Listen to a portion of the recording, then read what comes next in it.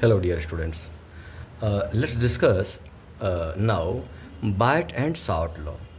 ठीक है dear student, Biot and Savart law काफ़ी इंपॉर्टेंट टॉपिक है मूविंग चार्ज एंड मैग्नेटिज्म का. तो बायट एंड साउट लॉ को पहले एक बार हम यहाँ पे समझते हैं. ठीक है, फिर इसके एप्लीकेशंस हैं, उन एप्लीकेशंस को भी हम देखेंगे और यहाँ पे बहुत सारे न्यूमेरिकल्स आपके एग्जाम्स में आने वाले हैं. और ऑलरेडी मैं जो बच्चे मुझसे पढ़ रहे हैं तो कॉन्सेप्ट तो पूरे क्लियर है. जो नहीं पढ़ रहे और उनको कोई दिक्कत आ रही है तो अभी पूरी बात यहाँ पे समझेंगे. ठीक है, तो बायट एंड साउट लॉ का पूरा कॉन्सेप्ट यहाँ पे एक बार पहले देखते हैं, फिर इसके एप्लीकेशंस को देखेंगे. चलिए dear students, let's study Biot and Savart law. Biot and Savart law. Savart law तो मैं आपको बताऊं कि बायट एंड साउट लॉ एक यूनिवर्सल लॉ है. यूनिवर्सल लॉ का मतलब है ये फंडामेंटल लॉ है. डियर स्टूडेंट्स, कौन सा लॉ है ये? फंडामेंटल लॉ है. इसको आप थ्योरेटिकली प्रूव नहीं कर सकते, ये एक्सपेरिमेंटली वेरीफाइड है. नहीं, एक्सपेरिमेंट कर कर के इन लॉज को मैथमेटिकली एक्सप्रेस किया गया है. कौन सा लॉ है ये? फंडामेंटल लॉ है. ध्यान से समझिएगा, ये फंडामेंटल लॉ है. और ये लॉ क्या देता है? तो सबसे बड़ी बात हम यहाँ पे समझेंगे कि ये एनालॉगस टू कूलम्स लॉ है. Dear students, analogous to Coulomb's law. Coulomb's law मतलब जिस तरह से कूलम्स लॉ है उसी का सिमिलर ये लॉ है. ठीक है, और जैसे आपने पढ़ा कूलम्स लॉ क्या होता है? इन्वर्स स्क्वायर लॉ होता है. तो बायट एंड साउट लॉ भी क्या है? इन्वर्स स्क्वायर लॉ है.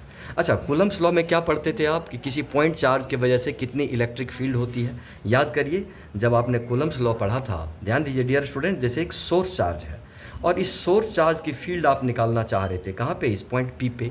याद करिए, आर डिस्टेंस पे. मान लेते हैं सोर्स चार्ज अभी पॉजिटिव है, तो यहाँ पे ये क्या प्रोड्यूस करता था? Electric field. और इलेक्ट्रिक फील्ड को कैसे कैलकुलेट करते थे आप? Force experienced per unit test charge suppose to be placed at the point. है कि नहीं? यहाँ पे क्या करते थे? एक टेस्ट चार्ज रख देते थे, फिर देखते थे कितना फोर्स वो एक्सपीरियंस किया और फोर्स एक्सपीरियंस्ड को टेस्ट चार्ज से डिवाइड कर देते थे. तो क्या होता था? ये electric force experience per unit test charge.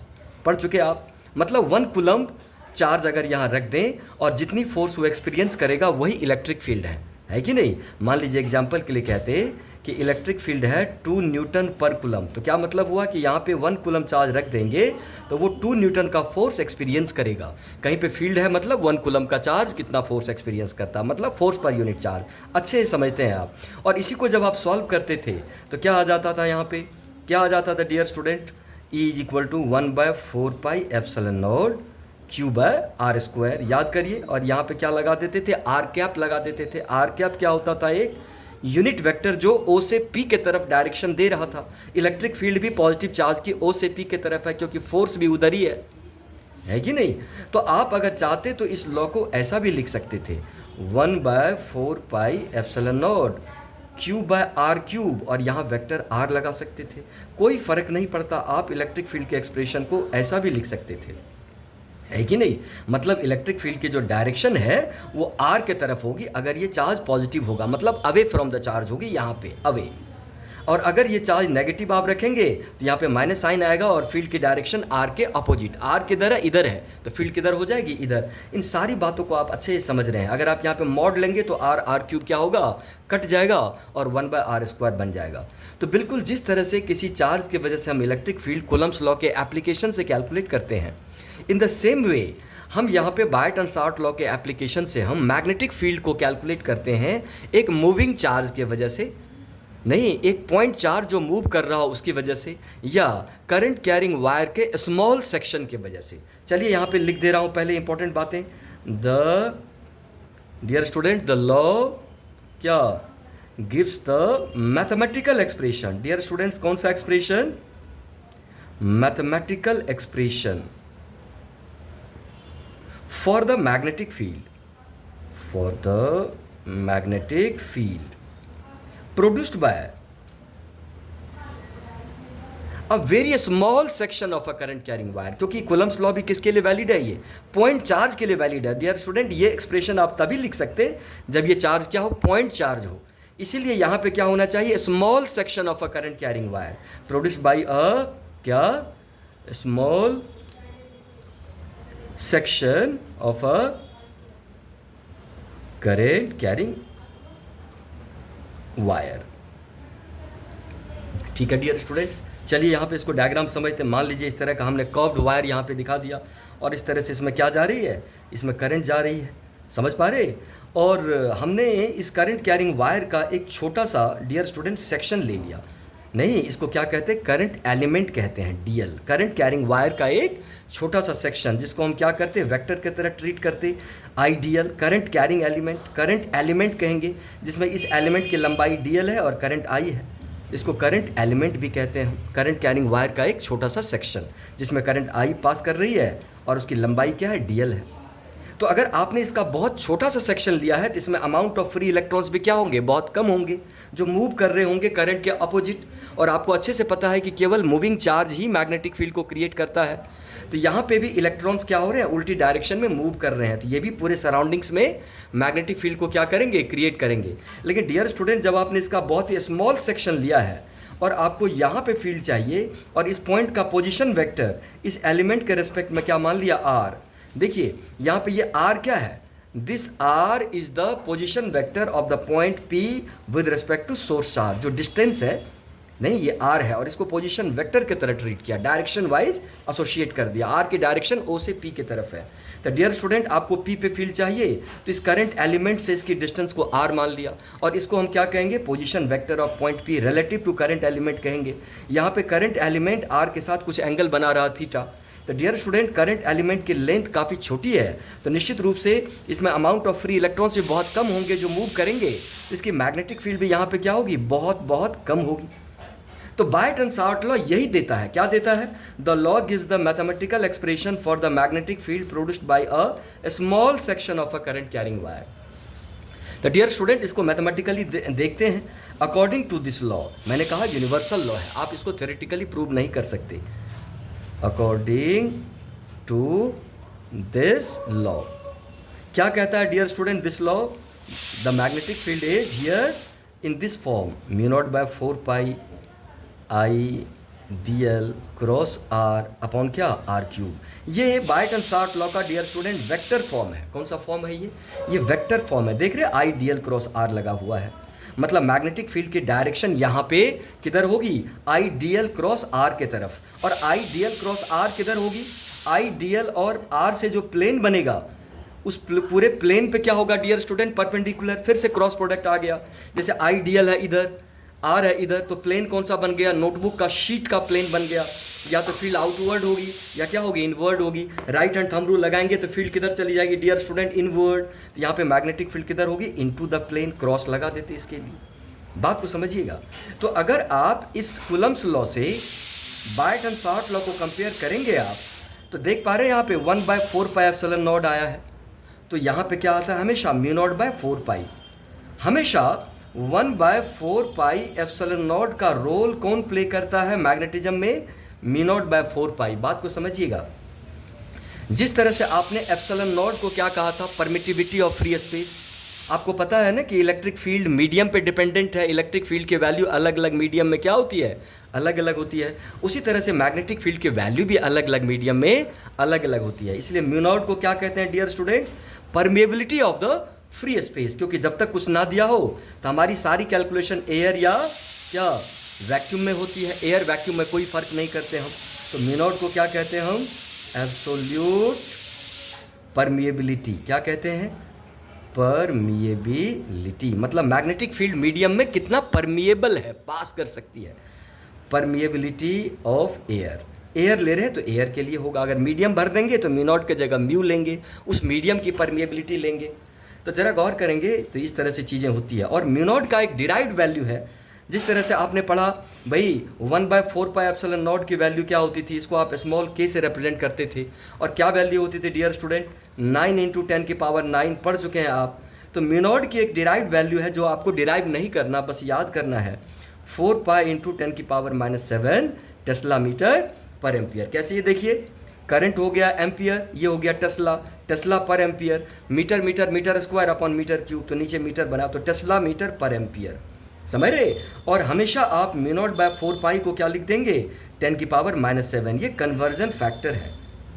मतलब कहीं पे भी आपको अगर म्यू नॉट बाय 4 पाई दिखे तो उसको 10⁻⁻7 कह सकते हैं। तो डियर स्टूडेंट, ये बायटन शार्ट लॉ का मैथमेटिकल एक्सप्रेशन है कि नहीं? और ये कौन सा फॉर्म है?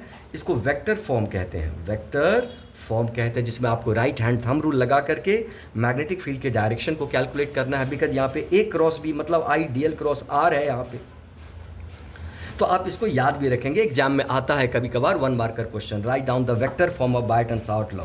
समझ गए आप? डीबी क्यों लगाया? क्योंकि एलिमेंट की लंबाई बहुत कम है, तो इसमें फ्री इलेक्ट्रॉन्स भी बहुत कम होंगे जो मोशन में होंगे, और इसकी मैग्नेटिक फील्ड भी कंपैरेटिवली वीक ही होगी।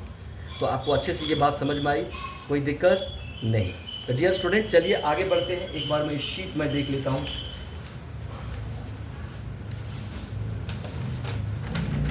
चलिए, हाँ, तो क्या आ गया बायटन शार्ट लॉ का वेक्टर फॉर्म? याद करिए, dB is equal to mu naught by 4 pi I D L cross R upon R cube. अगर आप इसका मॉड ले लेंगे, क्या ले लेंगे? मॉड। तो मॉड लेने से क्या होगा? ए क्रॉस बी का मॉड लेना पड़ेगा, ए बी साइन थीटा, तो आर आर क्यूब कट जाएगा, तो क्या होगा? ये mu naught by 4 pi I D L क्या साइन थीटा अपॉन क्या आर स्क्वायर आ जाएगा। तो ये न्यूमेरिकल वैल्यू इस तरह से हम ले लेंगे। मैग्नेटिक फील्ड का ये मैग्नीट्यूड हुआ, जहाँ पे थीटा क्या है?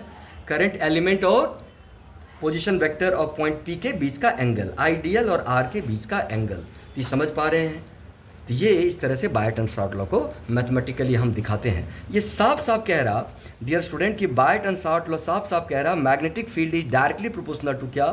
IDL sine theta. जितनी स्ट्रॉन्गर करंट वायर में रखेंगे, वायर में जितनी स्ट्रॉन्गर करंट रखेंगे, मैग्नेटिक फील्ड की वैल्यू भी क्या होगी? इस पर बहुत ही ज़्यादा होगी, उतनी ही ज़्यादा होगी। एलिमेंट की लंबाई ज़्यादा रखेंगे तो फील्ड ज़्यादा होगी, एलिमेंट की लंबाई ज़्यादा रखेंगे तो ज़्यादा चार्ज कैरियर्स होंगे, इलेक्ट्रॉन ज़्यादा होंगे जो मोशन में होंगे, और साथ साथ पॉइंट पी के ओरिएंटेशन पे भी डिपेंड करता है, थीटा पे भी डिपेंड करता है। So D B is directly proportional to I D L sine theta. And दूसरा फैक्टर क्या होगा यहाँ पे? D B is inversely proportional to R square. मतलब आप करंट कैरिंग नेटवर्क से जैसे जैसे दूर जाएंगे, फील्ड क्या होती चली जाएगी? वीक होती चली जाएगी, है कि नहीं? नज़दीक में फील्ड स्ट्रांग होगी, दूर चले जाएंगे तो फील्ड क्या होगी? वीक होगी। अगर डिस्टेंस को आप डबल कर देंगे तो फील्ड क्या होगी? 1/4 हो जाएगी। ट्रिपल कर देंगे तो फील्ड क्या होगी? 1/9 हो जाएगी। इसलिए कौन सा लॉ है ये? इन्वर्स स्क्वायर लॉ है। क्या कहेंगे? बायटन शार्ट लॉ भी इन्वर्स स्क्वायर लॉ है, इन्वर्स स्क्वायर लॉ है। जिस तरह से कूलम्स लॉ भी क्या था? Inverse square law. तो ये बायटन शार्ट लॉ का मैथमेटिकल एक्सप्रेशन आप समझ पा रहे हैं, ठीक है? तो चलिए यहाँ पे कुछ स्पेशल केसेस को देखें डियर स्टूडेंट्स, ध्यान दीजिएगा। अगर थीटा की वैल्यू क्या हो जाए? 0 डिग्री। थीटा 0 का क्या मतलब हुआ? ये देखिए, ये करंट एलिमेंट है डियर स्टूडेंट, ये करंट एलिमेंट है, वायर में करंट आई जा रही है और एलिमेंट की लंबाई डीएल है। अगर आपने पॉइंट पी को इसी के डायरेक्शन में ले लिया तो ध्यान दीजिएगा, जो पोजीशन वेक्टर पी का होगा और जो करंट एलिमेंट है वो सेम डायरेक्शन में होंगे। तो जब सेम डायरेक्शन में होंगे तो थीटा 0 होगा, और यहाँ थीटा 0 पुट कर देंगे डियर स्टूडेंट, तो साइन 0 क्या हो जाएगा? 0, और मैग्नेटिक फील्ड की वैल्यू क्या हो जाएगी? 0। अच्छे समझ पा रहे हैं? तो यहाँ पे मैग्नेटिक फील्ड क्या हो जाएगा? 0 हो जाएगा। बात समझ पा रहे? यहाँ पे इस करंट एलिमेंट की कोई फील्ड नहीं होगी क्योंकि आर और डी एल सेम डायरेक्शन में है। अच्छा, अगर हम यहाँ पे थीटा की जगह क्या ले लेते? 180 डिग्री। डियर स्टूडेंट्स, 180 डिग्री का क्या मतलब होता है? आईडीएल तो इधर है और आपने पॉइंट ले लिया इधर, यहाँ पे पॉइंट है, तो इसका पोजीशन वेक्टर क्या होगा? इधर होगा, इस करंट एलिमेंट के रिस्पेक्ट में। नहीं तो आईडीएल आगे, पोजीशन वेक्टर पीछे, है कि नहीं? तो एंगल कितना बन गया? 180 डिग्री। और डियर स्टूडेंट, अगर यहाँ पे थीटा 180 पुट करेंगे तब भी मैग्नेटिक फील्ड की वैल्यू क्या हो जाएगी? 0, क्योंकि साइन 180 0 होता है। तो माय डियर स्टूडेंट्स, यहाँ पे भी मैग्नेटिक फील्ड की वैल्यू क्या हो जाएगा? 0। अच्छे से आप समझ पा रहे हैं क्या मतलब हुआ? कि अगर हमारे पास एक करंट कैरिंग स्ट्रेट वायर हो, ध्यान दीजिएगा, तो इसके लेंथ के अलोंग किसी भी पॉइंट पे कोई भी मैग्नेटिक फील्ड नहीं बनेगा। क्यों नहीं बनेगा? कि जब आप इसका एलिमेंट लेंगे तो आईडीएल भी इधर और आर भी इधर। उसी तरह से इसके पीछे भी अगर कोई पॉइंट पी आप ले लेंगे तो यहाँ पे भी कोई मैग्नेटिक फील्ड नहीं प्रोड्यूस कर पाएगा ये करंट कैरिंग वायर, क्योंकि इस केस में क्या होगा? आईडीएल तो इधर है और पोजीशन वेक्टर अपोजिट है, यहाँ फील्ड 0 होगी। मतलब इस चीज़ को याद रखेंगे कि a current carrying wire can't produce any magnetic field along its length, चाहे वो पॉइंट करंट के डायरेक्शन में हो या वो पॉइंट करंट के अपोजिट हो, इन दोनों हालात में मैग्नेटिक फील्ड की वैल्यू क्या होगी? जीरो। मतलब इस पेन को अगर हम वायर कह दें और इसमें करंट जा रही है इधर, तो इसके लेंथ के अलॉन्ग कहीं पे भी फील्ड जीरो होगी, इधर भी कहीं पे भी फील्ड क्या होगी? जीरो हो जाएगी। हर जगह फील्ड होगी, यहाँ पे फील्ड होगी, यहाँ फील्ड होगी, लेकिन लेंथ के अलॉन्ग किसी भी पॉइंट पे फील्ड नहीं होगी। So current carrying wire never produces any magnetic field along its length. अच्छे से समझ पा रहे हैं? और डियर स्टूडेंट्स, अगर आप थीटा के जगह क्या ले लेंगे? 90 डिग्री। थीटा 90 का क्या मतलब होता है? आइडियल तो इधर है, मतलब वायर में करंट इधर जा रही है, और जिस पॉइंट पे आपको मैग्नेटिक फील्ड चाहिए वो 90 डिग्री पे है कि नहीं? तो मैग्नेटिक फील्ड क्या हो जाएगी? यहाँ पे मैक्स हो जाएगी, क्योंकि यहाँ पे थीटा की जगह क्या पुट करने वाले हैं आप? 90। और आपको पता है साइन 91 होता है, जो मैक्स भी होता है। तो डियर स्टूडेंट्स, क्या बन जाएगा ये? μ0/4 पाई क्या? I D L upon R square. तो ये आप समझ रहे इन छोटी छोटी बातों को। डियर स्टूडेंट्स, अगर हमको यहाँ पे नेट फील्ड चाहिए तो इस वायर के अंदर जितने भी एलिमेंट्स हैं उन सारे एलिमेंट के फील्ड को ऐड कर देंगे, है कि नहीं? जब टोटल फील्ड हमको निकालना है तो क्या करेंगे? हम ऐड कर देंगे सारे टोटल फील्ड एलिमेंट के फील्ड को, सारे एलिमेंट के फील्ड को ऐड कर देंगे। कैसे? μ0/4 पाई नहीं, आइडियल साइन थीटा अपॉन क्या? R square. कहाँ से? वायर के इस एंड से लेके इस एंड तक सारे एलिमेंट के फील्ड्स को इंटीग्रेट कर देंगे, तो हमको नेट फील्ड मिलने वाली है। तो मुझे लगता है ये बात आप समझ पा रहे हैं बायट-एंड-शार्ट लॉ की क्या कहानी है, तो इसको आप याद भी रखेंगे। चलिए, बायट-एंड-शार्ट लॉ की बात तो आपको अच्छे से समझ में आ ही गई। इससे रिलेटेड क्या होता है डियर स्टूडेंट? बहुत सारे एप्लीकेशंस होते हैं। तो चलिए, एप्लीकेशन को मैं नेक्स्ट वीडियो में आपको बताता हूँ। Thanks a lot.